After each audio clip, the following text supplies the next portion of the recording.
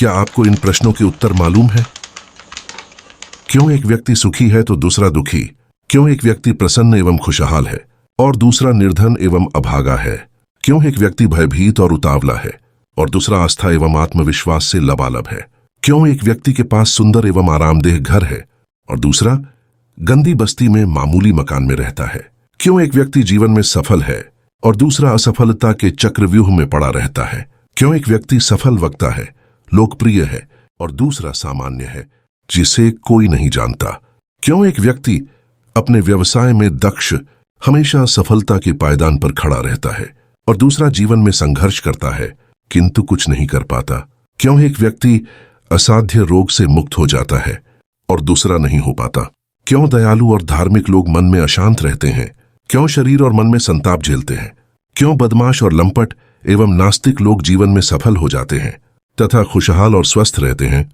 क्यों एक महिला का जीवन खुशियों से भरपूर है और उसकी सगी बहन दुखी एवं निराश जीवन जीती है?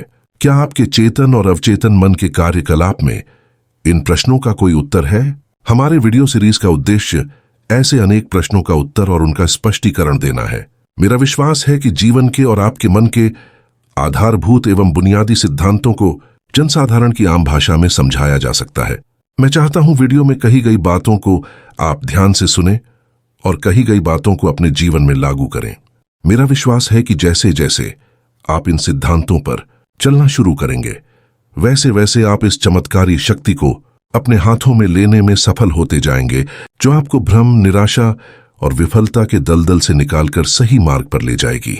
आपकी तकलीफों को दूर करेगी, आपके दुख संताप को नष्ट करेगी, आपके शरीर को आपके मन के सभी बंधनों से मुक्त करके आपको एक उन्मुक्त खुशियों और हर्षोल्लास के आनंदमय जीवन के मार्ग पर ला खड़ा करेगी। आपका जीवन सुख और शांति में बीतेगा। आपके अवचेतन मन की यह चमत्कारी शक्ति आपको असाध्य रोगों से मुक्ति दिलाकर आपको फिर से भला चंगा करके आपको शक्तिशाली बनाएगी। अपने अवचेतन मन की शक्ति का प्रयोग करना सीखकर आप स्वयं अपने मन के बंद दरवाजों को खोलेंगे और देखेंगे कि आपके सभी प्रकार के भय और शंकाएं दूर हो चुकी हैं और आपके सामने एक सुखमय जीवन का स्वर्ण मार्ग प्रशस्त है, जो अनंत आनंद के संसार की ओर जाता है।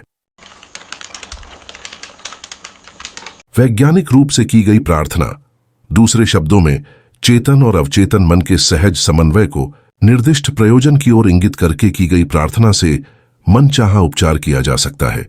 वीडियो में कही गई बातों के माध्यम से हम सीखेंगे कि किस प्रकार हम अपने अंदर की असीमित शक्ति का वैज्ञानिक रूप से प्रयोग करके अपने जीवन की इच्छा पूरी कर सकते हैं। यदि आप खुशियों से भरा संपन्न जीवन चाहते हैं तो इस अद्भुत शक्ति का इस्तेमाल शुरू करके अपने दैनिक जीवन को सुचारू करें और अपने घर परिवार के संबंधों को मधुर बनाएं। यह सुनिश्चित करें कि आप वीडियो में कही गई बातों को पूरे ध्यान से सुनेंगे। जितनी बार आप इन बातों को सुनेंगे, उतनी बार आपको एक नया मार्ग दिखाई देगा। मेरा विश्वास है कि यह आपके जीवन को एक नई दिशा प्रदान करेगा।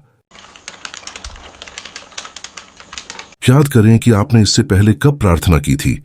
आपातकाल में, मुसीबत में, खतरे में, भय में, बीमारी में, और जब मृत्यु दस्तक देती है तब प्रार्थनाओं की झड़ी लग जाती है। आप, मित्रगण, परिवारजन सभी प्रार्थनाओं में लीन हो जाते हैं। जरा अखबार उठाकर देखें, सब तरफ प्रार्थनाएं हो रही हैं। असाध्य रोग से ग्रस्त बच्चे के लिए, समाज में, देश में शांति के लिए, खदान में अटके मजदूरों के लिए। बाद में जब खदान में अटके मजदूरों को बचा लिया गया, तब उन्होंने बताया कि उन्हें बचाने के उपाय करने के दौरान वे प्रार्थना करते रहे थे।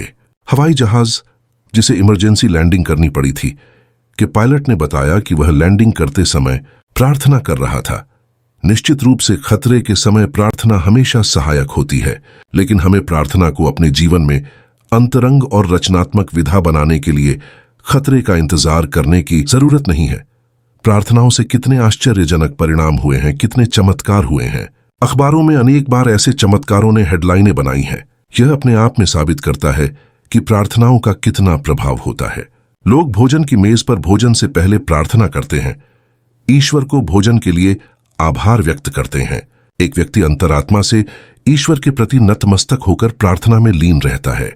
जनता के बीच रहकर उनका काम करके मेरे लिए यह जरूरी हो गया है कि मैं प्रार्थना के विभिन्न तरीकों का अध्ययन करूं। मैंने खुद अपने जीवन में प्रार्थना की शक्ति का अनुभव किया है और मैंने जिन लोगों से बातें की हैं उन सभी ने प्रार्थना की शक्ति का अनुभव किया है। समस्या आमतौर पर लोगों को यह समझाने में होती है कि वे किस प्रकार प्रार्थना करें। जो लोग मुसीबत में होते हैं उनके समझने, सोचने या काम करने का तरीका बदल चुका होता है। परेशानियों में उनका सहज रूप से समझना और सोचना भ्रमित हो जाता है। ऐसे लोगों के लिए एक सीधा सा एवं आसान फार्मूला होना चाहिए, कुछ ऐसा जिसे वे आसानी से अपना सकें और सीधे मार्ग पर आकर प्रार्थना का लाभ उठा सकें। परेशानी में यह बहुत ही आसान और कारगर उपाय है। मिलते हैं वीडियो के अगले भाग में। खुश रहिए और सभी सुविधाओं के लिए ईश्वर को धन्यवाद कहते रहिए।